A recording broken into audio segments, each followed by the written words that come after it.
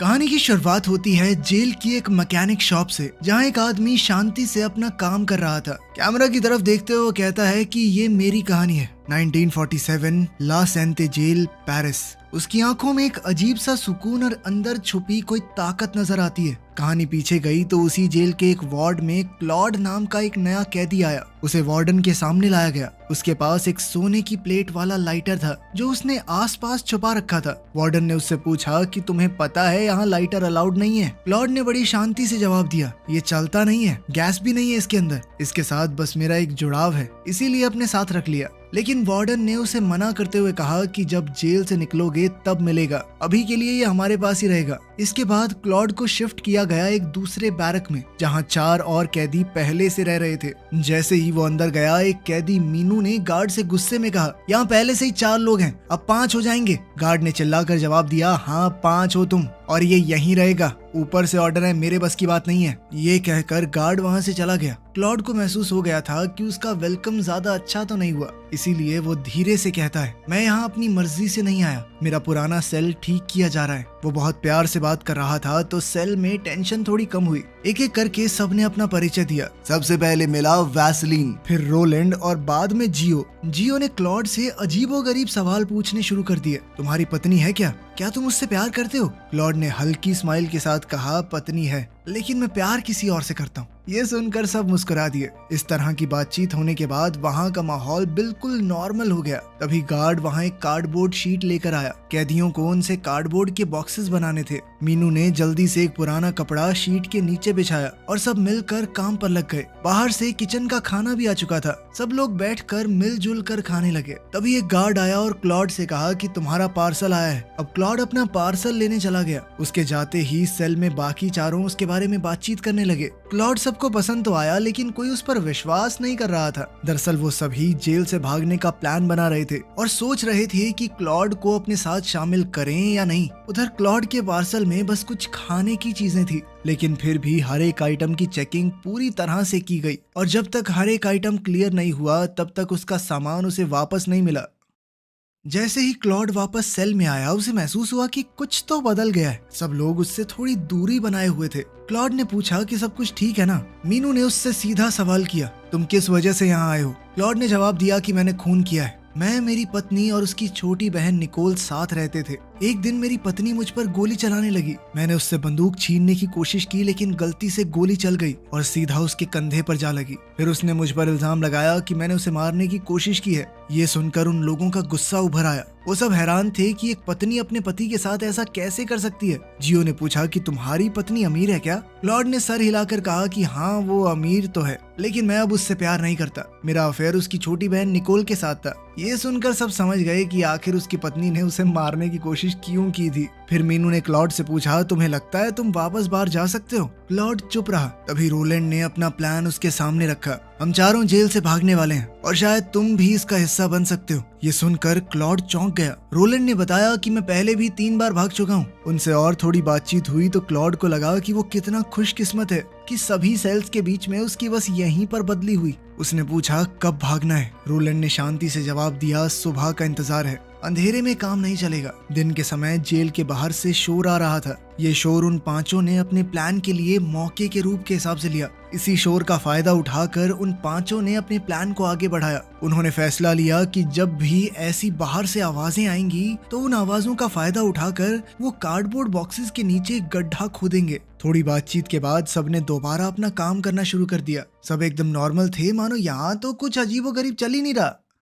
रात के समय वैसलीन और क्लॉड आपस में बैठकर जिंदगी के बारे में बातें कर रहे थे। वैसलीन ने क्लॉड से उसकी पर्सनल लाइफ के बारे में पूछा। क्लॉड ने बताया कि उसका बचपन काफी मुश्किल भरा था। उसकी माँ तो तभी गुजर गई जब वो छोटा सा बच्चा था और उसके 5 साल बाद एक कार एक्सीडेंट में मैंने अपने पिता को भी खो दिया। तब से वो अपनी दादी के पास ही पला बड़ा। यही बातें करते करते दोनों सो गए। सुबह रोलैंड सबसे पहले उठ गया। कुछ देर बाद जेल के गार्ड्स आए और सभी सेल्स के दरवाजे खोलने लगे ताकि कैदियों को उनकी सुबह की कॉफी दी जा सके। रोलैंड ने अपने सेल में ही सबके लिए कॉफी सर्व की। सबने कॉफी ली और एक नॉर्मल सुबह की शुरुआत हो गई। इसके बाद रोलैंड ने दीवार के कोने से एक छुपा हुआ शीशे का टुकड़ा निकाला जो उसने खुद ही पहले वहां छुपा रखा था। उसने टुकड़ों को तोड़कर एक छोटा हिस्सा अपने पास रख लिया और बाकी टुकड़ों को टॉयलेट सीट में डाल दिया। तभी जेल के 2 गार्ड सेल में आए ताकि वो तलाशी ले सकें। ये उनका रूटीन चेकअप होता है जो वो हर एक सेल में करते हैं। रोलैंड को पता था कि ये होना है, इसलिए रोलैंड ने शीशे का वो हिस्सा अपने मुंह में छुपा लिया। गार्ड्स ने उसका सारा सामान चेक किया और फिर पूरे सेल की तलाशी ली। तलाशी के बाद वो चले गए। जैसे ही उन्हें लगा कि गार्ड्स जा चुके हैं, रोलैंड ने वो शीशे का टुकड़ा निकाला और उसे ब्रश के हैंडल से जोड़कर सेल के दरवाजे के पीछे से बाहर की तरफ देखा। उसने देखा कि गार्ड बाहर पहरा दे रहे हैं। तब रोलैंड ने कहा कि अब जब सेल की तलाशी हो ही चुकी है तो वो लोग खुदाई फिर से शुरू कर सकते हैं। क्लॉड को यही काम दिया गया कि ब्रश की मदद से बार बार देखते रहना। अगर कोई गार्ड पास आए तो इन्फॉर्म करना ही तुम्हारा काम है। फिर रोलैंड ने एक चेयर जैसी चीज का पार्ट खोला जो काफी भारी लोहे का था। उस भारी लोहे के टुकड़े को वो खुदाई के लिए इस्तेमाल करने वाले थे। फिर सब लोग मिलकर उन कार्डबोर्ड शीट्स को हटाने लगे जिनके नीचे कपड़ा बिछाया गया था। रोलैंड ने उन टाइल्स को निकाला और रोलैंड और मीनू ने मिलकर फ्लोर में खुदाई शुरू की। बाहर से काफी शोर आ रहा था, इसीलिए उनकी आवाज जेल के किसी और हिस्से में नहीं जा रही। काफी देर तक मेहनत करने के बाद वो लगभग 3 फुट का खड्डा खोद चुके थे। फिर उन्होंने उस गड्ढे से मिट्टी निकाली और देखा कि नीचे सीमेंट का फ्लोर है। उस सीमेंट की स्लैब को भी उन्होंने तोड़ दिया और नीचे खाली जगह दिखी। रोलैंड ने कहा कि आज रात हम 5 में से 2 लोग इस रास्ते से नीचे जाकर बाहर का रास्ता ढूंढेंगे। उन्होंने मिट्टी को फिर से गड्ढे में डाल दिया, ऊपर से टाइल्स वापस रख दिए और कार्डबोर्ड शीट फिर से बिछा दी। अब वो जगह बिल्कुल नॉर्मल लग रही थी।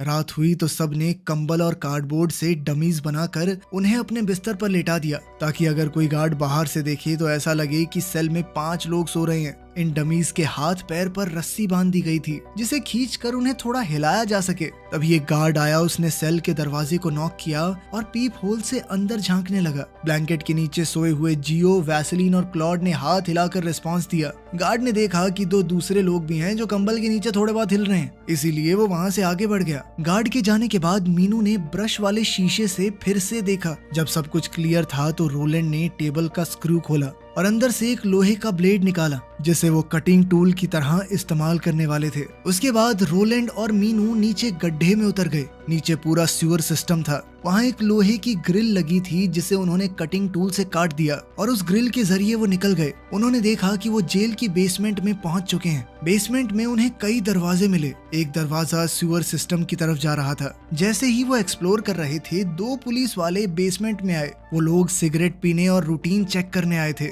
रोलैंड और मीनू एक पिलर के पीछे छुप गए। पुलिस वालों ने कुछ देर तक अंदर देखा और फिर चले गए। रोलैंड ने नोटिस किया कि ये लॉक्स टेम्परेरी हैं और उन्हें तोड़ने या खोलने से उनका काम बन सकता है। वहीं से उन्होंने एक आयरन रॉड का हिस्सा काटा ताकि उसे चाबी की तरह इस्तेमाल करके दरवाजा खोल सकें। पहले दरवाजे के बाद वो दूसरे दरवाजे तक पहुंचे, लेकिन कोई रास्ता नहीं मिला। तीसरे दरवाजे पर रोलैंड ने लॉक खोला और मीनू ने कहा कि हो सकता है सभी लॉक्स जेल की ही तरह एक ही चाबी से खुलते हों ताकि गार्ड्स को अलग अलग चाबियां ना रखनी पड़े। उन्होंने तीसरा दरवाजा खोला और अंदर एक छोटा सा दरवाजा और मिला जिसके ऊपर एक अलग तरह का लॉक था। उस दरवाजे के जोड़ को उन्होंने कटिंग टूल से काटा और लॉक खोले बिना ही पूरा दरवाजा निकाल दिया। उस दरवाजे के पीछे सीवर लाइन थी। जब वो लोग आगे बढ़े, उन्हें एक बड़ी कंक्रीट की दीवार दिखी जो सीवर का रास्ता ब्लॉक कर रही थी। रोलैंड ने दीवार को थोड़ा जांच कर देखा कि ये काफी सॉलिड है। तभी उसने उसके पास वाली दीवार को खरोचा तो सीमेंट गिरने लगी। उसने कहा, ये दीवार उतनी ताकतवर नहीं है,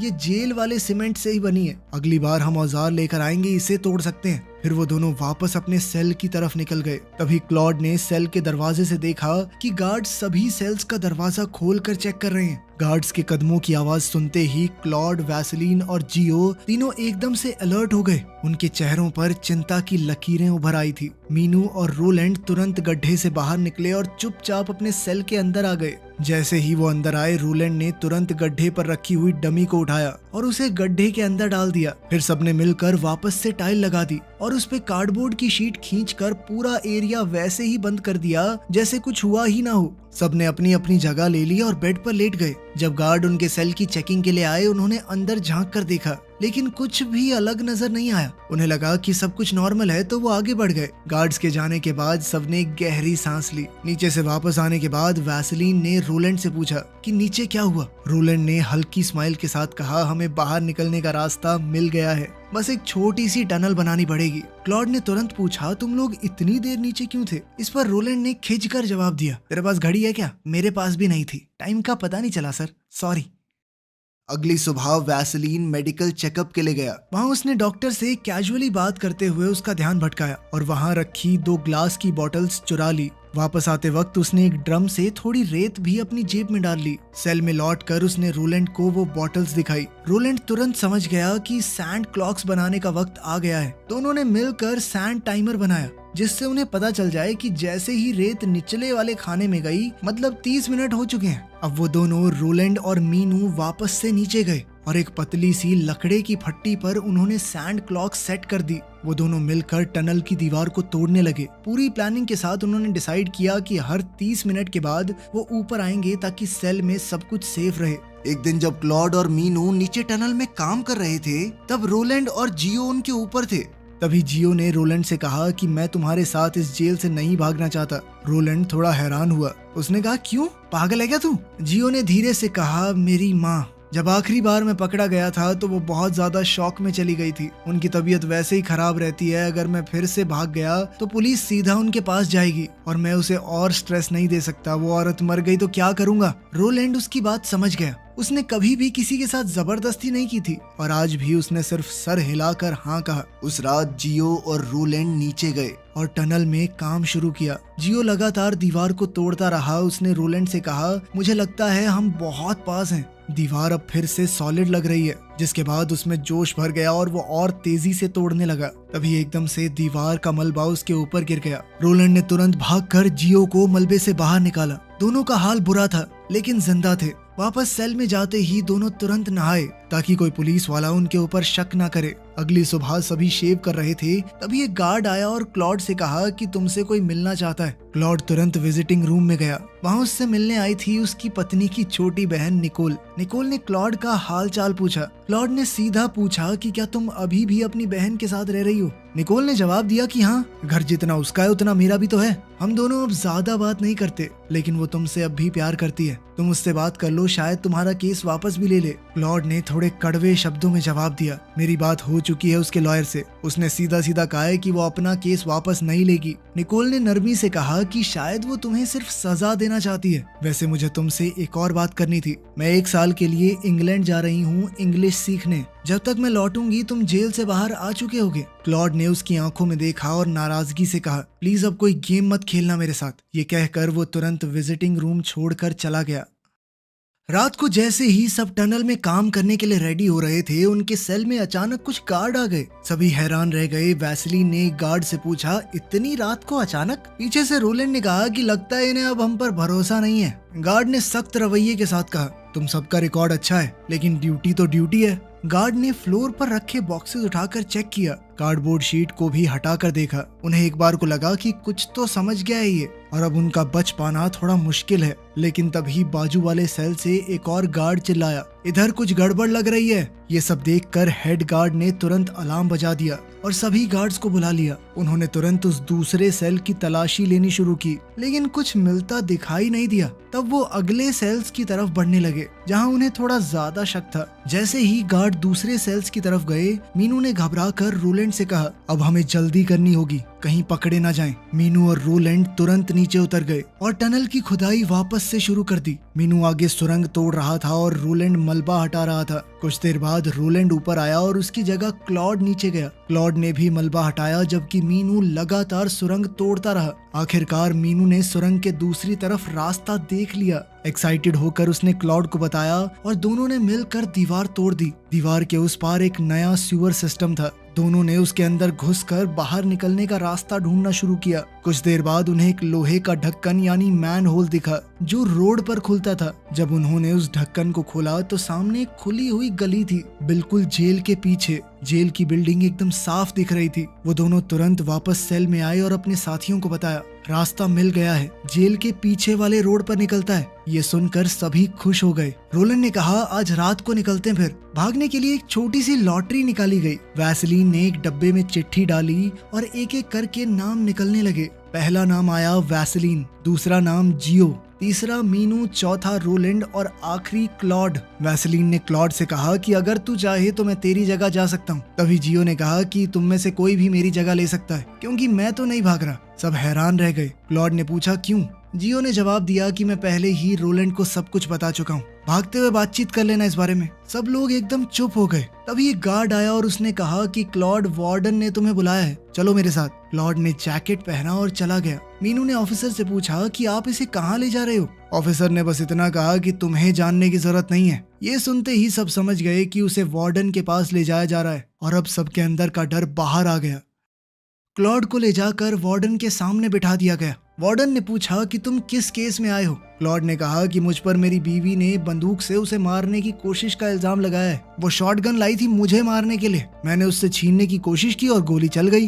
वार्डन ने पूछा, तुम्हारी बीवी ने चार्ज वापस क्यों नहीं लिया? क्लॉड ने हैरानी से कहा कि मुझे क्या पता। वार्डन ने शांति से कहा कि तुम्हारी बीवी तुमसे प्यार करती है, उसने सारे चार्जेस हटा दिए हैं। ये सुनकर क्लॉड दंग रह गया। उसने खुशी से पूछा, तो क्या मैं जा सकता हूँ? वार्डन ने कहा, हो सकता है, तुम्हारा केस फाइनलाइज होगा आज या कल में। अगर सब कुछ सही गया तो तुम आजाद हो। इसी बात पर उसके चेहरे की खुशी गायब हो गई, क्योंकि आज रात तो उसके साथ ही भागने वाले हैं। इसी परेशानी को वार्डन ने भांप लिया और उससे पूछा कि तुम परेशान क्यों हो? छूटने वाला है साले। कुछ देर बाद क्लॉड वापस सेल में आया, लेकिन उसका चेहरा उदास सा था। उसने सबको बताया कि मेरी बीवी ने चार्जेस वापस ले लिए हैं। वैसलीन ने तुरंत कहा, तो मतलब तुम हमारे साथ नहीं भागोगे? क्लॉड ने कहा कि मैं तुम्हारे साथ ही जाऊंगा। हाँ, मेरी जिंदगी तुमसे बेहतर हो सकती थी। अगर केस ड्रॉप नहीं हुआ तो मुझे 5 साल जेल काटनी पड़ेगी, और अगर मैं कोर्ट नहीं पहुंचा तो पूरा केस डिसमिस भी हो सकता है। सब लोग थोड़ा रिलैक्स हुए, लेकिन मीनू अब भी थोड़ा शक कर रहा था। उसने सीधा पूछा कि तुम 2 घंटे से वार्डन के साथ थे, बस इतनी सी बात हुई? क्लॉड ने गुस्से में कहा कि मैंने तुम्हें दोस्तों जैसा माना, तुम अब भी मेरे ऊपर शक कर रहे हो। क्लॉड ने जब इस तरह की बात की तो सब फिर से उस पर भरोसा करने लगे। मीनू ने भी अपने सवालों के लिए उससे माफी मांगी। रात हुई, सब भागने के लिए एकदम तैयार थे। जियो दरवाजे के पास खड़ा निगरानी रख रहा था। तब सब ने कार्डबोर्ड शीट हटाई। जियो ने बाहर झांक कर देखा कि सब कुछ खाली है, लेकिन जैसे ही उसने ग्लास को धक्का दिया, दूसरी तरफ गार्ड्स का पूरा झुंड खड़ा था। जियो ने तुरंत कहा, मीनू, बाहर गार्ड्स हैं। सब लोग समझ गए कि उनका प्लान फेल हो चुका है, और इसकी वजह था क्लॉड। क्लॉड पर सबका गुस्सा निकल गया। क्लॉड चिल्लाया कि मैं नहीं चाहता था ये हो। मीनू ने उसे धक्का दिया, लेकिन तब तक गार्ड सेल के अंदर घुस आए थे। उन्होंने क्लॉड को अलग किया और सबको ले जाकर लाइन में खड़ा कर दिया। एक ऑफिसर ने टनल के अंदर झांका और उनके भागने का रास्ता देख लिया। क्लॉड को वार्डन के ऑर्डर्स पर दूसरे सेल में डाल दिया गया। बाकी सब उसे लगातार देख रहे थे, मानो उसकी जान लेना चाहते हों। वो भी उनमें से किसी से आंख नहीं मिला सका। बिना कुछ कहे वो चुपचाप नए सेल के अंदर चला गया। दरवाजा बंद हुआ और कहानी यहीं खत्म। तो आप